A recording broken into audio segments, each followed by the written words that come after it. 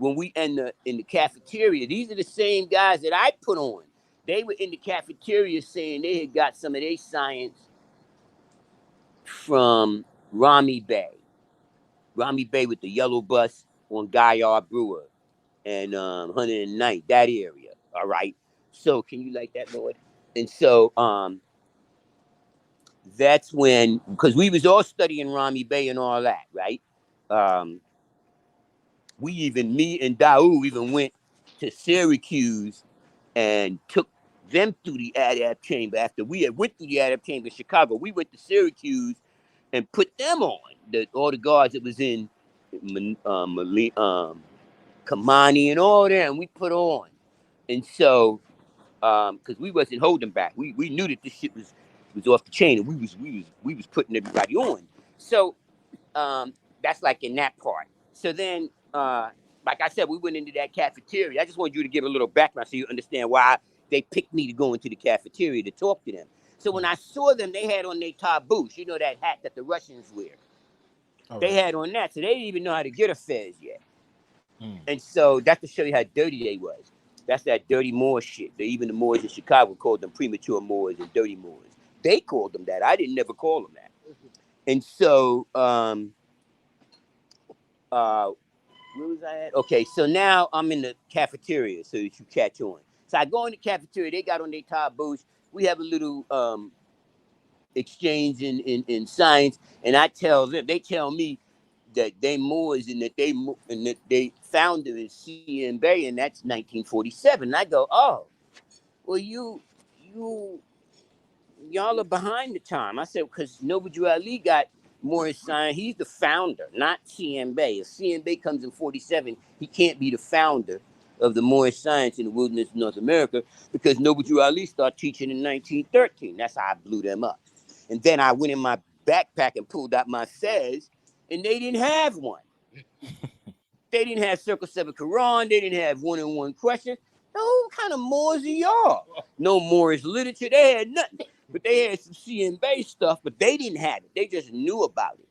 So I put them on and took them to the MST of A and this, that, and the third. These are the same ones that when I came back from college, they tried to snake me and try to make it so I couldn't go to the Adapt Chamber. But the elders said that they were premature Moors, because when we came into Moorish Science, we knew about Leviticus 11 because we had How to Eat to Live, book 1 and book 2.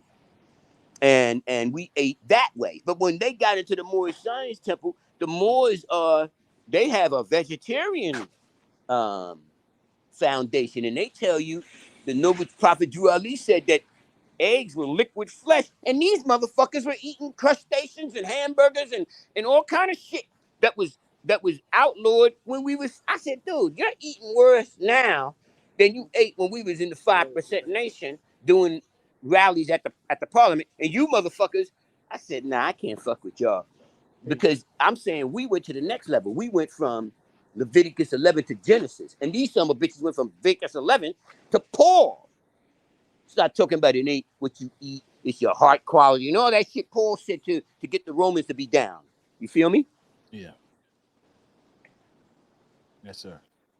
So, with a long story being short, by that taking place, and then them demanding that the woman is Allah and this, that, and the third, and their whole masonry, you're only a grown-up son, this, that, and the third. So one day we had a little debate, and I bombed them because I said, well, Great Mind was one of the first ones who told us, we ain't all Moors. We're too diverse of a nation to all be just Moors. So he said, we ain't all Moors. Some of us is this tribe, that tribe, right? And he said, yeah, and I found out I'm royalty and this, that, and the third in the 5%, because he was in that line. And so when I said to them that Great Mind said we ain't all Moors, and that you're saying that the foundation to Moorish Science is CM Bay, and that's 1947, it doesn't add up. So that's how the guards might have, unless they knew and understood the science of the different two groups, they mixed them all in one and said, fuck it, we ain't down with none of this shit. Because when the Moors from the Moorish Science Temple came to visit uh, the gods, they didn't come to recruit from us or make us bear witness to their seed. But when the CMB Moors came, they almost was trying to convert the nation over into that. And that's what caused that war. And they was trying to recruit from us too, because they was trying to say to the new people that our economics wasn't good and theirs was, because they incorporated a lot of masonry from the not masonry from ancient Kemet and all that. They looked like to me they was using masonry straight from the Scottish Rite, York Rite, and all of that. So wait, hold that for a minute, Lord, so that they could see. Uh, just so that your listeners will know, I'm not fucking playing. You feel me? I know what I'm talking about. That's what I'm saying. So they couldn't play me, and so they got mad, and I guess they got mad, and that's why they was trying to tell the elders in the MST of A not to put me on, and so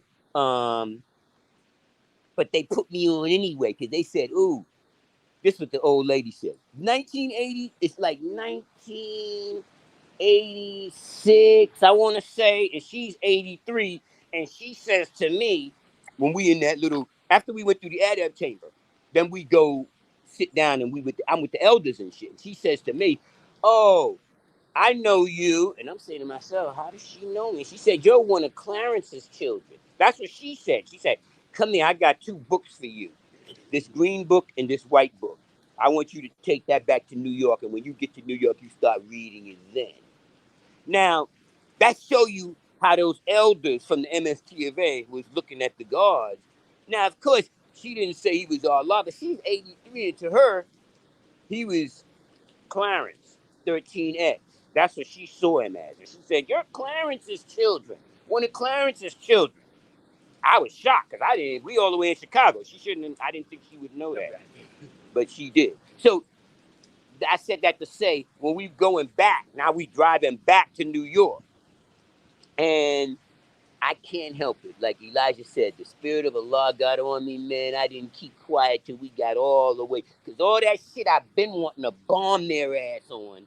Yaku's first rules and regulations, including all laws enforced by manufacturing the devil, what make rain, hail, snow, and earthquake, and who's the original man, and who's the 5%. I let their ass have it all the way back to New York.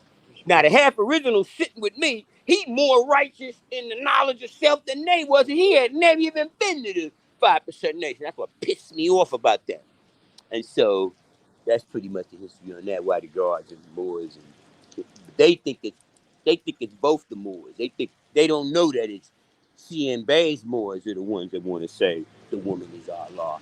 And Nobuju Ali's Moors say time never was when man was not. Right, indeed, God. So now this group of Moors, this group of CMB Moors, where are they from exactly? Was it the Bay Cipher?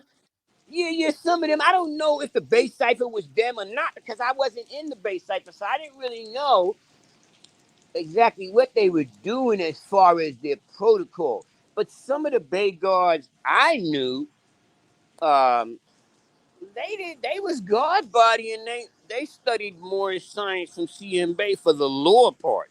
They weren't really into the masonry and the physical part of being man, and woman being. They wasn't into that part. So I wish we had our benches and this rain wasn't killing us. But that's how that happened, right? I know we could put it on right here. So that's how that happened.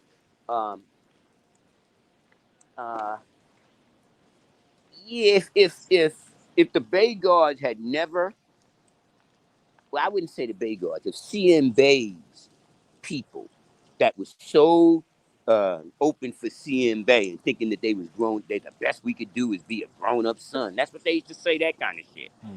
The best you could be is a grown up son, and I you got still there? Yeah. The best you could be is a grown up son, and that kind of stuff. And he was a widow's son. So when we was building one day, I said, "So now let me explain my seed on that widow's son shit. Say I'm a widow's son because my father passed away and my mother is husbandless. And if my father, like mine, didn't have any brothers, he only had a sister. So he didn't have anybody that would, in Islam, that would take over your wife. So now you are a widow's son. But then what happens? You become 18, 19, 21. You become a grown ass man, right? Now you're a grown up man. You're not a widow's son anymore, because now you go and you get you a wife and make sure that you don't leave and she's here with you, and it ain't no widow's son